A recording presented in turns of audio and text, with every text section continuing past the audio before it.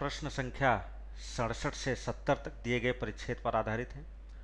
परिच्छेद एक बड़े ही समसामयिक विषय का उल्लेख करता है, नेटवर्क तटस्थता या नेट न्यूट्रलिटी, जो कि हाल ही में चर्चा में रहा है और अब भी बना हुआ है, जब पर्याप्त चर्चा में है कि नेट न्यूट्रलिटी जो है, नेट तटस्थता जो है, नेटवर्क की तटस्थता, उसे नियंत्रित किया जाए या न नियंत्रित किया जाए। तो परिच्छेद में वर्तमान में इंटरनेट की क्या स्थिति है समाज में, और उससे संगत और उसके संदर्भ में इंटरनेट तटस्थता या नेटवर्क तटस्थता या नेट न्यूट्रलिटी की जो बात की गई है, उस पर जो उसके पक्ष और विपक्ष में वाद विवाद चल रहा है, किस प्रकार संगठित कारपोरेट क्षेत्र जो है उसको नियंत्रित करना चाह रहा है, जबकि उसके विरोध में तर्क दिया जा रहा है कि जन सामान्य के हितों के लिए, उसके हितों के संरक्षण के लिए इसे नियंत्रित करना ठीक नहीं है। तो इस पर चर्चा की गई परिच्छेद में। आइए प्रश्नों का विश्लेषण करते हैं। प्रश्न संख्या 67, निम्नलिखित कथनों पर विचार कीजिए।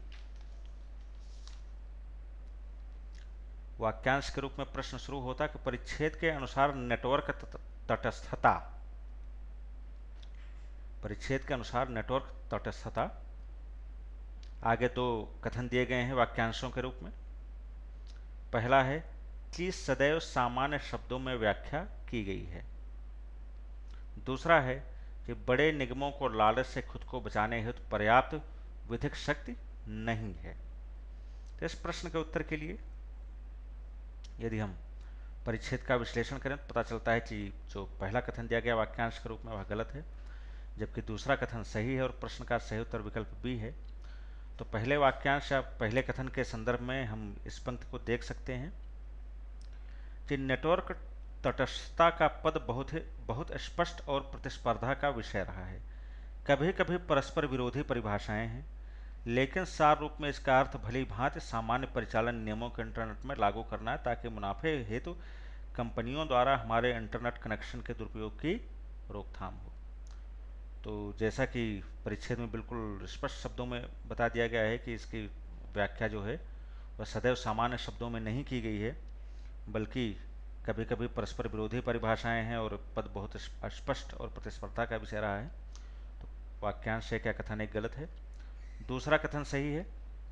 इसके लिए हम चौथे अनुच्छेद के प्रारंभिक पंक्ति का संदर्भ ले सकते हैं कि जैसे ही हम इंटरनेट इतिहास के एक नए चरण में प्रवेश करते हैं, नेटवर्क तटस्थता को विधिक शक्ति दिए जाने की आवश्यकता है, ताकि शक्तिशाली निगमों द्वारा इसका सफाया नहीं किया जा सके, और जिसकी वजह से साइबर स्पेस हमारी अपेक्षा के अनुरूप स्वतंत्र और खुला माध्यम हो। तो पता चलता है कि दूसरा कथन सही है और प्रश्न का सही उत्तर विकल्प बी है। अगला प्रश्न, प्रश्न संख्या 68, कि परिच्छेद द्वारा सर्वाधिक महत्वपूर्ण संदेश क्या दिया गया है।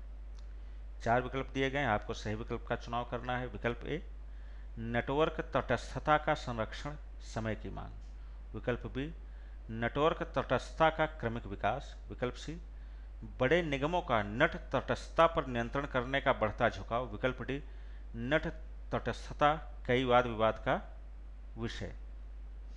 तो इस प्रश्न के उत्तर के लिए यदि हम पूरे परिच्छेद का अवलोकन करें, विश्लेषण करें, तो पता चलता है कि प्रश्न का सही उत्तर विकल्प ए है कि नेटवर्क तटस्थता का संरक्षण, समय की मांग।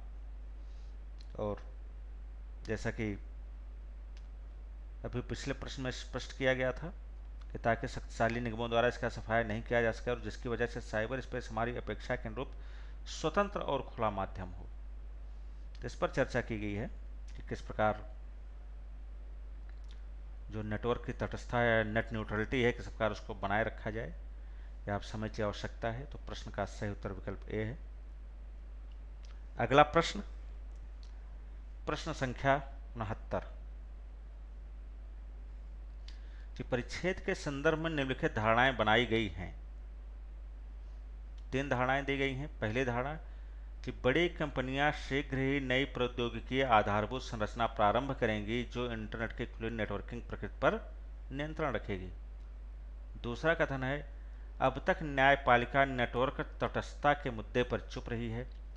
और तीसरी धारणा है कि नेटवर्क तटस्थता के विधिक प्रतिमानों को शक्ति संपन्न करने हेतु जब तक आधारभूत परिवर्तन नहीं किया जाता है, वह दिन दूर नहीं जब खुला नेटवर्क अतीत का विषय बन जाएगा।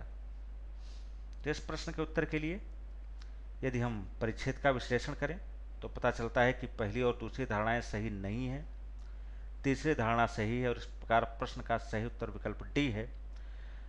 पहली धारणा के संदर्भ में हम इस पंक्ति का संदर्भ ले सकते हैं कि उनकी रुचि अर्थात जो बड़ी कंपनियां हैं उनके बारे में बात की जा रही है कि उनकी रुचि इंटरनेट के उपयोग पर अधिक नियंत्रण करने में है और अब वे नई प्रौद्योगिकीय आधारभूत संरचना की स्थापना कर रही हैं जो उन्हें ऐसा करने लायक बनाएगी।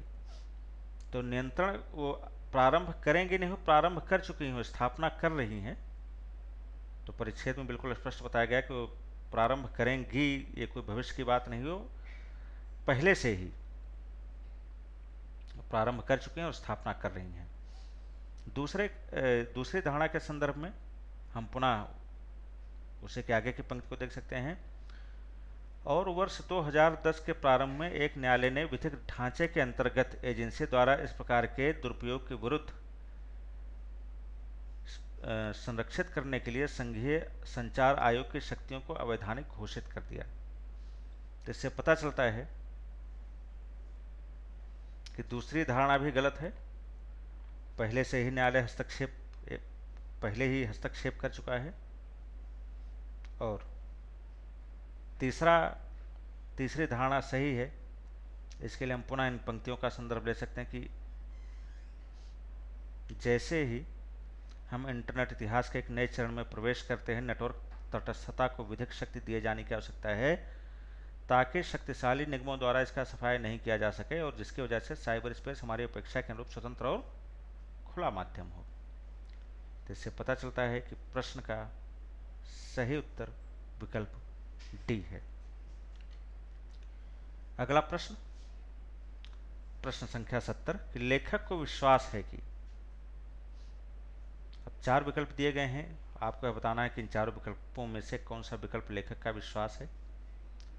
विकल्प ए, अभी तक इंटरनेट में कोई बड़ा परिवर्तन नहीं देखा गया है। विकल्प बी, इंटरनेट ने समाज के एक निश्चित वर्ग को करीब से प्रभावित किया है। विकल्प सी, इंटरनेट क्रमिक रूप से सूचना के सामूहिक प्रसार के लिए उपयोग किया जाएगा। विकल्प डी, अन्य सभी भौतिक वस्तुओं के समान इंटरनेट भी विकास के प्रति संवेदनशील है। तो विकल्प ए, बी और सी तो परिच्छेद के अनुसार सही नहीं है, क्योंकि लेखक ने परिच्छेद में स्पष्ट किया गया है कि 2 चरणों का परिवर्तन हो चुका है, अब तीसरे चरण का परिवर्तन जारी है, तो कोई बड़ा परिवर्तन नहीं देखा गया।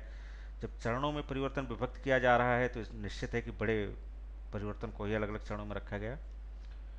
विकल्प बी कि एक निश्चित वर्ग को प्रभावित किया है, यह भी सही नहीं है, इंटरनेट पूरे समाज को प्रभावित किया है। विकल्प सी कि सामूहिक रूप से उपयोग किया जाएगा, सूचना के सामूहिक प्रसार के लिए क्रमिक रूप से उपयोग किया जाएगा, यह भी सही नहीं है, क्योंकि किया जाएगा कोई भविष्य की बात नहीं की गई है, पहले से ही किया जा रहा है, बल्कि यहाँ पहली पंक्ति कह रही है कि इंटरनेट अंततः स्थापित हो चुका है। विकल्प डी प्रश्न का सही उत्तर है। इसके संदर्भ में हम इस पंक्ति को देख सकते हैं कि वास्तविक व्यक्तियों और कंपनियों द्वारा संचालित इंटरनेट एक मानव संस्थान है और अधिकांश मानव संस्थानों के समान यह स्थैतिक और अपरिवर्तनशील नहीं है, अर्थात यह भी विकास और परिवर्तन के प्रति संवेदनशील है। इस प्रकार प्रश्न का सही उत्तर विकल्प डी है।